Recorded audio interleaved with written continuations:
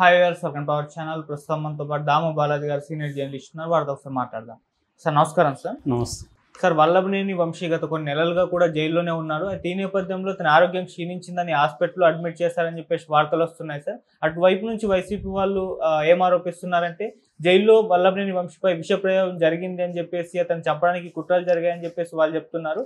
నిజంగా ఈ విధంగా జైల్లో అంటే విషప్రయోగం కానివ్వండి లేకుంటే ఇంకే రకాలైన చంపేందుకు కుట్రలు జరిగే అవకాశం కనిపిస్తుందా సార్? ప్రజెంట్ ఇప్పుడు వల్లభనేని కండిషన్ ఏ విధంగా ఉంది?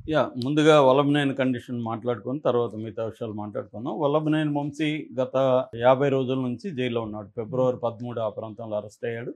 అప్పటి నుంచి ఆయనకి బెయిల్ రాలేదు. అనేక సార్లు బెయిల్కి అప్లై చేశాడు. రీసెంట్గా కూడా ఆయనకి ఎస్సీ ఎస్టీ కోర్టు రిజెక్ట్ చేసింది. హైకోర్టులో కూడా బెయిల్ రిజెక్ట్ చేసింది. ఎందుకంటే ఆయన కిడ్నాప్ కేసులో బలమైన ఆధారాలు ఉన్నాయి.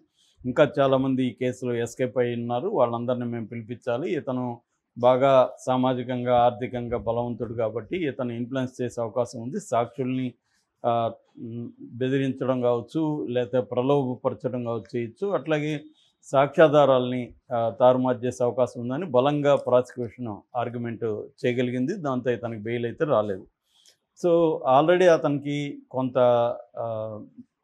హెల్త్ ఇష్యూస్ ఉన్నాయి. అతనికి ఏంటంటే ఒకటి సివియర్ బ్యాక్ పెయిన్ ఉంది. దాని తర్వాత ఆస్తమా ఉంది. థైరాయిడ్ కూడా ఉందేమో డౌట్ వస్తుంది. సో అతను గతంలో కూడా నాకు హెల్త్ ఇష్యూస్ ఉన్నాయని చెప్పాడు. దానికి సంబంధించి మామూలుగా గవర్నమెంట్ జైళ్ళల్లో హెల్త్ ఇష్యూస్ ఉంటే ఆ జైల్లోనే మెడికల్ ఫెసిలిటీస్ ఉంటే అక్కడే చూస్తారు. లేనప్పుడు అక్కడ పక్కన ఏ గవర్నమెంట్ హాస్పిటల్ ఉంటే దానికి తీసుకెళ్తారు. అది చంద్రబాబు ఒకడే చేయగలడు. ప్రైవేట్ హాస్పిటల్లో పెట్టగలిగిన సామర్థ్యం చంద్రబాబుకే ఉంది. జగన్కి లేదని నేను చాలాసార్లు చెప్పాను. అంటే వ్యవస్థలని మేనేజ్ చేయగలిగిన శక్తి చంద్రబాబుకు ఉన్నట్టుగా జగన్కి లేదు. అది మనం అరెస్టులు చూస్తే కూడా ఎవరికైనా అర్థమైపోతుంది. అదే ఫర్ ఎగ్జాంపుల్ అచ్చెన్నాయుడిని అరెస్ట్ చేసినప్పుడు ఆయనకి హెల్త్ ఇష్యూ ఉందని రమేష్ హాస్పిటల్లో చాలా రోజులు పెట్టారు. అలాగా ఆయన చాలామందికి అప్పుడు రమేష్ హాస్పిటల్లో కోర్టులు పెట్టేసేవి. ఇప్పుడేమో లేదు. ఎంత సీరియస్గా ఉన్నా గవర్నమెంట్ హాస్పిటల్కి తీసుకెళ్ళాలి. ఫర్ ఎగ్జాంపుల్ నిన్న సంగతి చెప్తాను. నిన్న ఈయన మధ్యాహ్నం టైంలో చాలా సివియర్ నొప్పి ఉంది, అట్లాగే ఊపిరాడట్లేదు అవన్నీ చెప్పినప్పుడు ఫస్ట్ ఏం చేశారంటే వీళ్ళు వైద్యుల్ని పిలిపించి జైల్లోనే చెక్ చేయించారు. కానీ వాళ్ళు కూడా సలహా ఇచ్చారు, కొంత హాస్పిటల్కి వెళ్ళి టెస్ట్లు అవి చేయిస్తే మంచిది సార్ అని. ఎందుకంటే అతనికి ఆల్రెడీ ప్రాబ్లం ఉంది కాబట్టి తీసుకెళ్ళమన్నారు. వీళ్ళు మెల్లగా ఎప్పుడో 4:30, 5కి అలా తీసుకెళ్లారు గవర్నమెంట్ హాస్పిటల్కి విజయవాడలో. తీసుకెళ్తే అక్కడ డాక్టర్లు ఎవరు లేరు ఆ టైంకి. లేకపోతే మళ్ళీ ఫోన్లు చేసి పిలిపించారు. ఈ లోపల వెయిటింగ్ చేయాల్సి వచ్చింది. వాళ్ళు వచ్చారు.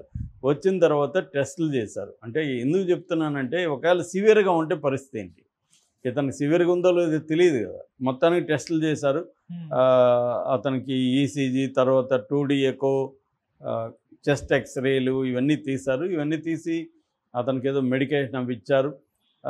ఇచ్చిన తర్వాత మళ్ళీ రేపు మార్నింగ్ ఫుడ్ లేకుండా తీసుకురమ్మన్నారు. ఎందుకంటే థైరాయిడ్ టెస్ట్ కూడా చేయాలని చెప్పారు. ఏదేమైనా ప్రభుత్వ దీంట్లో అతనికి చేసుకోవాలని పరిస్థితి అయితే ఏర్పడింది.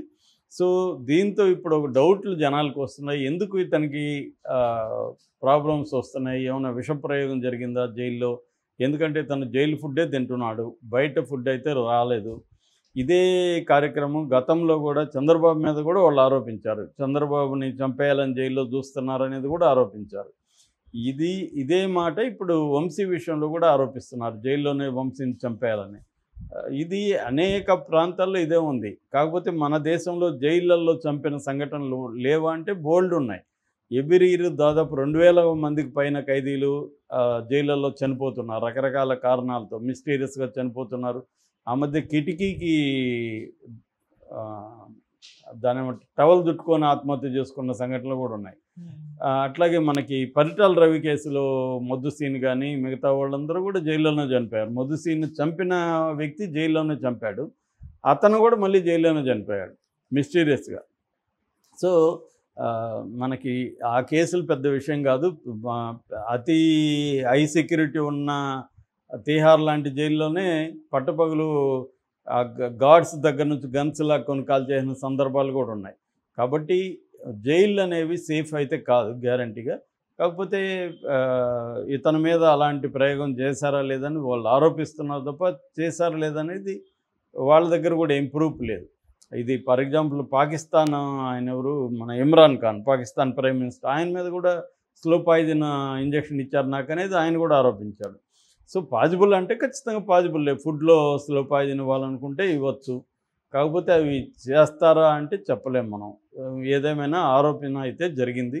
ఈయన కాకపోతే ఇంకొక ఇది కూడా మనం అటువైపు నుంచి చూస్తే ఏముంటుందంటే జనరల్గా జైలుకి పోయినాక నాకు ఆరోగ్యం బాగాలేదనే దాన్ని బిల్డప్ చేస్తారు. చంద్రబాబుకు కూడా మనం గమనిస్తే చంద్రబాబు అంతవరకు ఎప్పుడూ ఆరోగ్య సమస్యలు బయటికి చెప్పలేదు. జైలుకి పోయినాక ఆయనకి ఏమేమి సమస్యలు ఉన్నాయో బయటకు వచ్చాయి సడన్గా. మళ్ళీ జైలు నుంచి బయటకు వచ్చినాక చూడండి ఇప్పటివరకు ఆయన ఆరోగ్య సమస్యల గురించి ఎక్కడా చర్చే లేదు. బ్రహ్మాండంగా ఆయన యాక్టివ్గా ఉన్నారు. సో ఇదేంటంటే జైల్లో ఉన్నప్పుడు బెయిల్ కోసము ఆరోగ్యం బాగాలేదన్న విషయాన్ని హైలైట్ చేసుకుంటూ వస్తారనమాట. సో మనకి కేజ్రీవాల్ విషయంలో కూడా ఇదే జరిగింది. కేజ్రీవాల్ కూడా ఆరోగ్యం సరిగా లేదు, ఆయన జైల్లోనే ఇబ్బందులు పెడుతున్నారు, ఆయనకి వాళ్ళేమో స్వీట్లు ఎక్కువ తినేస్తున్నాడు, మామిడి పళ్ళు ఎక్కువ తింటున్నాడు ఇలాగని వాళ్ళు అనడం, ఈయనేమో సరిగా వీళ్ళు ఆయన్ని చూసుకోవట్లేదని వీళ్ళు అనడం, ఇలాగా జైల్లో బెయిల్ రావడం కోసం కూడా వాళ్ళు ఒక డ్రామాటిక్ హెల్త్ నెరేటివ్ని క్రియేట్ చేస్తారు. అలాగా ఏమన్నా వంశీకి ఆరోగ్యం బాగాలేదన్న విషయాన్ని బిల్డప్ చేసి ఈ డాక్టర్ల దగ్గర అంతా కూడా సర్టిఫికేట్లు తీసుకుని ఈసారి హెల్త్ గ్రౌండ్స్లో బెయిల్కి అప్లై చేస్తారా అన్నది కూడా మనం చూడాలి. ఎందుకంటే హెల్త్ గ్రౌండ్స్లోనే చంద్రబాబు కూడా తాత్కాలిక బెయిల్ వచ్చింది. ఒకసారి బెయిల్ వస్తే ఇంకా ఏదో ఒక పద్ధతిలో దాన్ని అలాగే ఉండిపోగలరు. అలాగే టెంపరీ బెయిల్ తెచ్చుకున్న చంద్రబాబు తర్వాత పర్మనెంట్గా తెచ్చుకోగలిగాడు. అలాగా వీళ్ళు కూడా ఏమన్నా ప్రయత్నిస్తున్నారా హెల్త్ గ్రౌండ్స్లో అనేది చూడాలి. ఎందుకంటే మనకి పోసాని కృష్ణమురళి కేసులో కూడా హెల్త్ గ్రౌండ్స్ మీదనే వాళ్ళు ఎక్కువగా ఆధారపడ్డారు. కాకపోతే పోసాని కృష్ణమురళి కేసు కంటే కూడా ఇది సీరియస్ కేసు. ఇదేంటంటే ఎస్సీ ఎస్టీ అట్రాసిటీస్ కేసు పెట్టారు. ఈ సత్యవర్ధన్ అనే తెలుగుదేశం ఆఫీసులో కంప్యూటర్ ఆపరేటర్గా ఉన్న అతన్ని కిడ్నాప్ చేశారనేది కేసు ఇది.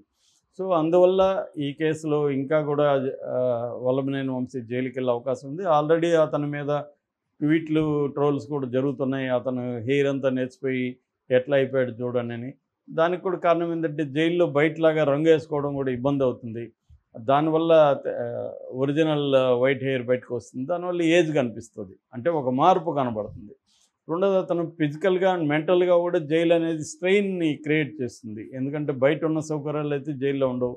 ఫర్ ఎగ్జాంపుల్ అతనికి కార్డు కావాలంటే కోర్టులో పర్మిషన్ తీసుకోవాలి.